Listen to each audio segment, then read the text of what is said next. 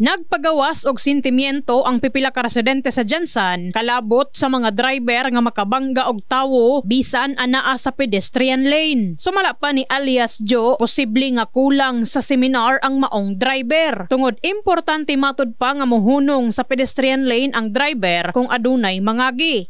Kanang driver duay seminar.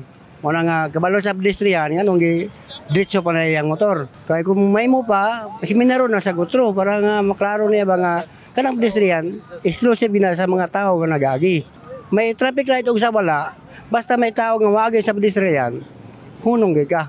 Di ka pwede nga mulahos. Alang usab ni Bea Jane, gihimo ang pedestrian lane aron ang mga tao makalikay sa disgrasya.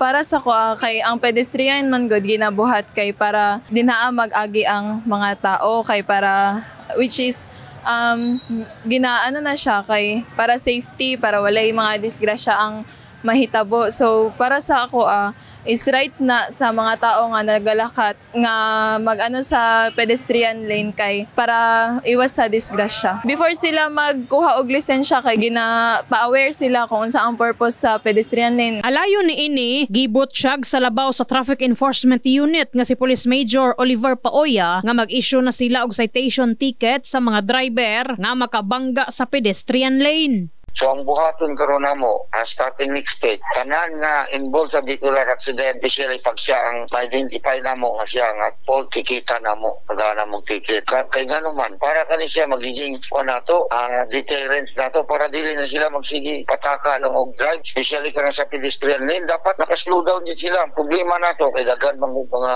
driver nga wala kabalo kung sa buhaton na ng mga pedestrian lane. Kahibaluan kaniadtong Hunyo 3 sa hapon, usa ka graduating student ang nadala sa ospital human mabanggaan og bongo truck sa pedestrian lane. Gumika ni ini, nagpahimangno si Police Major Oliver Paoya sa tanan nga mahimong disiplinadong driver sa katilingban. Dapat ang mga driver nato irespeto gid ang pedestrian lane, cruising, mag-change lane kayo. Dapat slow down mga driver natin.